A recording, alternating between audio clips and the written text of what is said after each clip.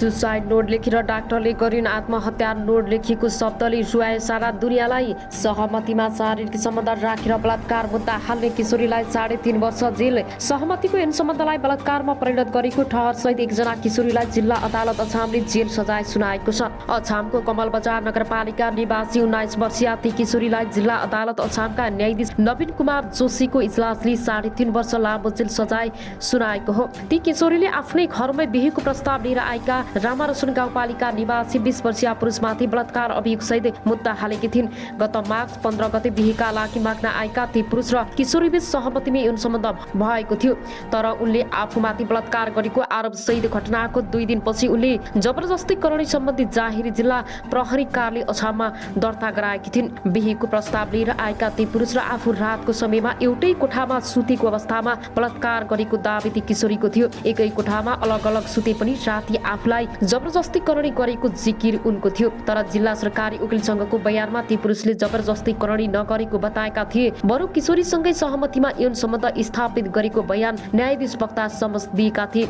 उक्त दिन किशोरीकै घरमा बास बसेका ती पुरुष आफन्तहरूसहित बिहेको टुङ्गो नगरी फर्केको खुलेको छ। आफन्तको निधन भएकाले तत्कालै बिहे गर्न सम्भव नभएको बताएर गएका ती पुरुषमाथि किशोरीले बलात्कार मुद्दा हालेकी थिइन्। किशोरीले जिल्ला न्यायाधीश संघको बयानमा ती पुरुषको बिहे नगर्ने बुझेपछि बलात्कार मुद्दा चलाएको बताएकी थिइन्। दुवैजनाको बयान सकिएपछि जिल्ला सरकारी वकिल कार्यालयले उक्त मुद्दा अदालत लगेको थियो। अदालतले पनि दुवैको बयान आवश्यक प्रमाण र शारीरिक परीक्षण सहितको विवरणको अध्ययन गरेपछि ती किशोरी र पुरुषबीच सहमतिमै यौन सम्बन्ध स्थापित भएको ठहर गरेको छ। यस क्रममा किशोरीलाई 3 वर्ष जेल सजाय तोकेको अदालतले ती पुरुषलाई भने सफाई दिएको छ। अब आउनुस् अर्को समाचारतर्फ लागौं। बिराममा मृत्यु प्रकरणमा अस्पतालले क्षतिपूर्ति दिने सहमतिपछि आफन्तले सब बुझेका छन्। कैलालीको अचरियामा रहेको पजा अस्पतालमा उपचारका क्रममा मृत्यु भएको गोदावरी नगरपालिका 3 का 38 वर्षीय विनोद बोहराको सब आफन्तले बुझेका छन्। शुक्रबार साँझ स्वास्थ्यमा समस्या देखिएपछि अस्पताल भर्ना भएका बोहराको चिकित्सकको लापरवाहीका कारण मृत्यु भएको अस्पताल तोडफोड गरेका स्थानीयको मृतकका परिवारलाई उचित क्षतिपूर्ति दिने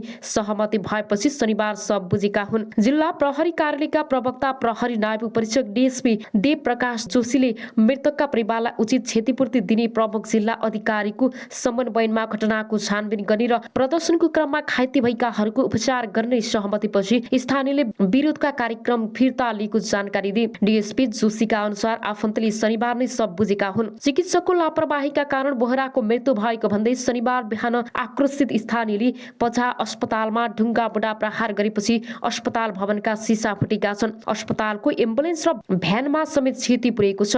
उनीहरूले अतरियामा प्रदर्शन गर्दै सवारी साधन समेत चल्न दिएका थिएनन्। शुक्रममा प्रहरीले बल प्रयोग गर्दा दुवैपछि झडप भएको थियो। झडपका क्रममा 5 जना प्रहरीसित 8 जना घाइते भएको जिल्ला प्रहरी कार्यालयले जनाएको छ। स्थानीय नियन्त्रणमा लिन प्रहरीले 11 राउन्ड असर ग्यास समेत प्रहार गरेको थियो। अब आउनुस् अर्को समाचारतर्फ लागौं। आरोपीलाई मृत्युदण्डको सजाय सुनाएको उल्लेख भएको छ। इन्डोनेसियाको बाल संरक्षण मन्त्री सहित केही अधिकारीहरूले मृत्युदण्डको सजायको माग समर्थन गरेका थिए, तर मानवाधिकार आयोगले भने मृत्युदण्डको सजाय उचित नहुने बताएको थियो। एक शिक्षकले यो कुकीर्ति सार्वजनिक भएपछि इन्डोनेसियाका धार्मिक बोर्डिङ स्कुलको सुरक्षामा कतिपयले प्रश्न उठाएका छन्। विश्वको ठूलो मुस्लिम बहुल देश इन्डोनेसियामा हजारौंको संख्यामा इस्लामिक बोर्डिङ स्कुल र धार्मिक स्कुल छन्। ती स्कुलहरूबाट गरिब परिवारका सन्तानले समेत शिक्षा पाइरहेका छन्। अब आउनुस् अर्को समाचारतर्फ लागौं।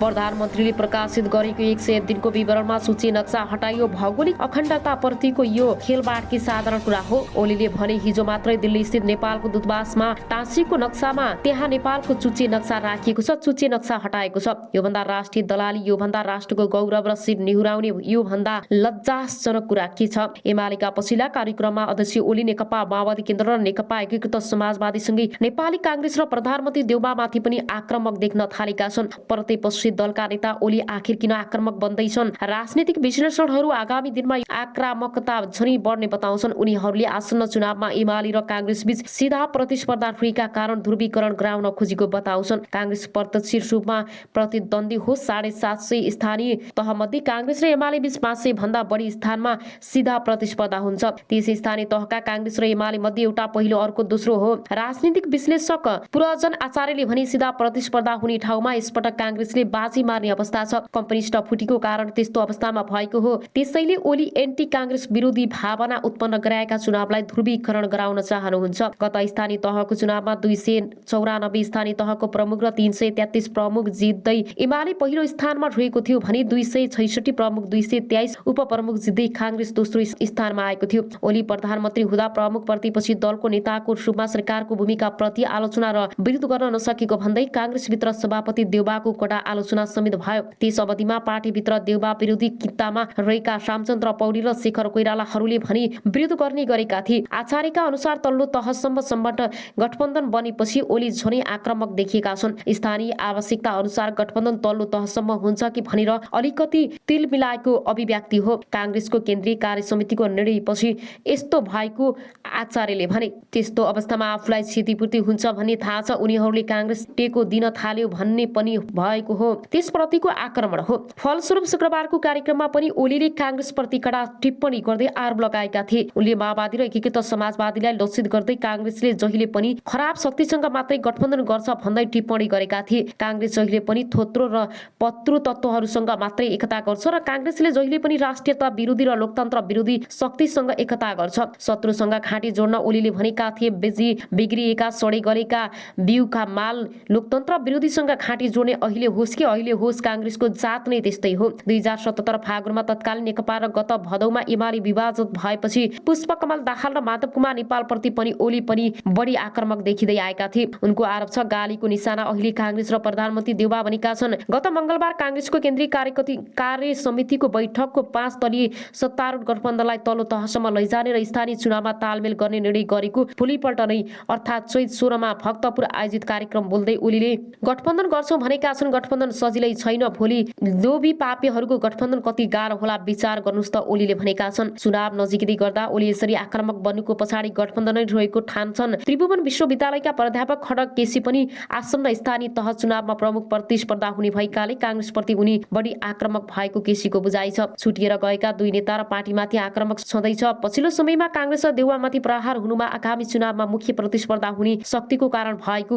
हो केसीले भने। एमसीसी परिघटनामा काङ्ग्रेस र एमाले भित्रको सामिप्यताको कुरामा जुन रूपमा बहस छलफल भएका थिए तर परिणाम चाहिँ फलस्वरूप ढङ्ग देखियो। काङ्ग्रेसले सत्तारूढ दलका नेताहरू र पार्टीलाई मात्रै ठिक ठाउँमा मात्रै ल्याउनका लागि एमाले कार्ड खेल्ने काम नभएको बुझाइ एमाले नेतृत्वमा हुन सक्छ। त्यसो त अमेरिकाको मिलेनियम च्यालेन्ज कर्पोरेसन एमसीसी संसदबाट अनुमोदन गर्ने विषयमा सत्तारूढ गठबन्धन भित्रका खटपट बढेपछि काङ्ग्रेस र एमाले बीच सहकारीको विषयमा छलफल भएको थियो। प्रधानमन्त्री देउबा आफै पटक पटक ओली निवास बालकोट पुगेर छलफल गरेका थिए। दुवै राजनीतिक दलबीच सहकारीको विषयमा छलफल भएको थियो र सत्तारूढ गठबन्धनका भित्र माओवादी केन्द्र र एकीकृत समाजवादी पार्टी एमसीसी अनुमोदन गर्न तयार भएपछि अन्ततः एमाले र काङ्ग्रेस बीचको सहकारी छलफल टुटेको हो। त्यस लगतै पनि ओली माओवादी अध्यक्ष दाहाल एकीकृत समाजवादीका अध्यक्ष नेपाल प्रति बढी आक्रामक देखिएका थिए। ओलीसँगै अन्य दलका नेताहरू पनि सैद्धान्तिक विमर्श र बहस छाडेर पछिल्लो समय गाली र आरोप प्रत्यारोपणमा भिड्नु दुर्भाग्य भएको बताउँछन्। प्राध्यापक केसी नेपालका राजनीतिक दल तथा नेताको प्रवृत्ति हेर्दा नीतिगत कुरामा भन्दा पनि व्यक्तिगत अपिसामा हुने गरेको छ,